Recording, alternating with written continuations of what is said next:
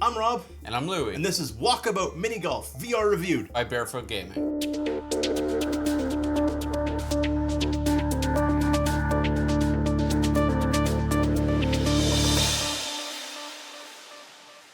This game does something that I haven't seen done as well in other mini golf games, and that is every hole feels really, really different. Yes. Not just with like levels, as in like giving you curves, because they do that. Yep. They put obstacles in your way, but there's also like mechanical stuff that can make this more complex. Yep. And the environments are pretty darn cool. They're not photorealistic. No. They are very cool models that make you feel like you're in the environment that it's themed around. And on top of that, they've also hidden balls all over the map. And those balls are to change up the way your own ball looks, if you like. Yep.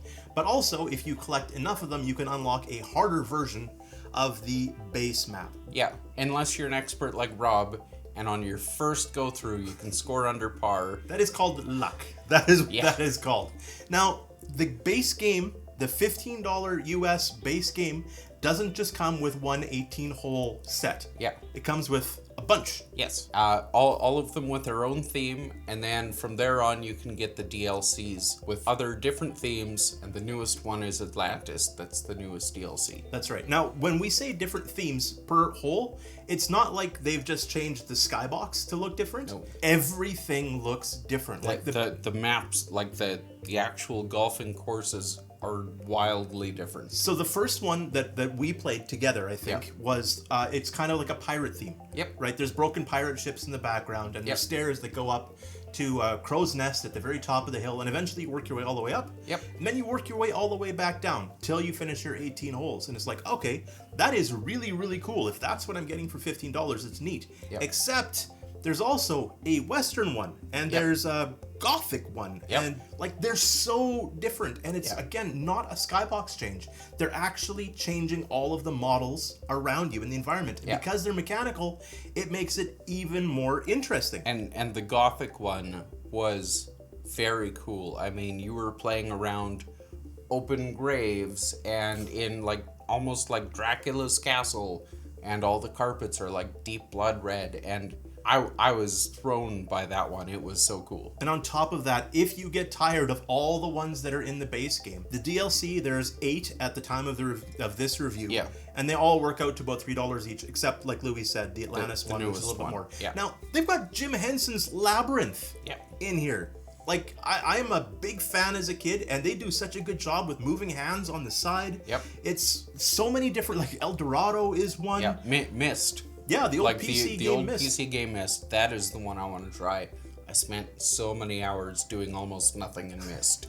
And on top of all of that, if you buy the DLC and your friends don't, and you host the room, they can still play with you. And it doesn't matter if you're playing in Steam VR or if you're playing on Meta. Dang it, I almost said Oculus. It doesn't matter which headset you're playing on. Again, there's like cross compatibility.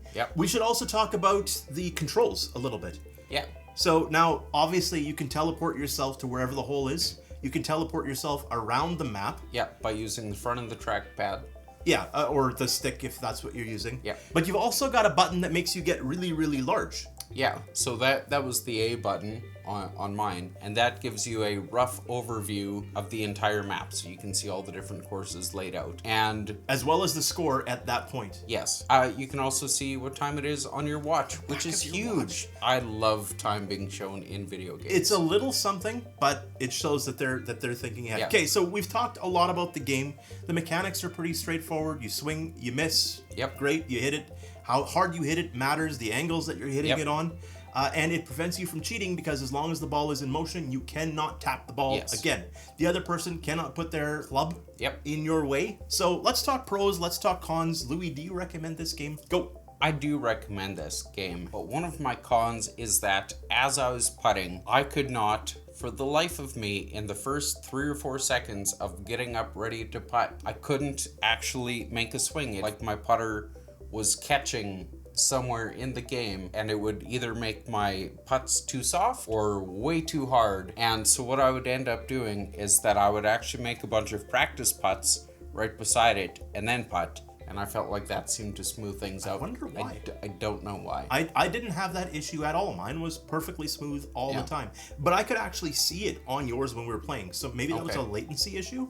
But you had that issue in single player as well? Yes. That's pretty much my only issue with this game. One of my pros would be that on the ramps and anywhere that the course changes in height or in depth is marked out by different colored lines to show that it's actually marking, because in the VR it's actually hard to tell those super gradual dips around a hole. So that was one of my pros, that they actually helped you see those better. And something we didn't talk about, but we probably should, is after you've messed up a certain number of times, like 8 times or whatever. I think it's 8. Yeah, you're out. It'll just move you to the next course. It'll say your putter will turn blue. It'll say you've shot too many times or something to that effect, and your golf ball will just be teed up at the next Which hole. is the right thing to do. You can take that in shame. Yeah, you can say, I'll do better next time. If you're, I think if you're playing in practice mode, it won't do that to you.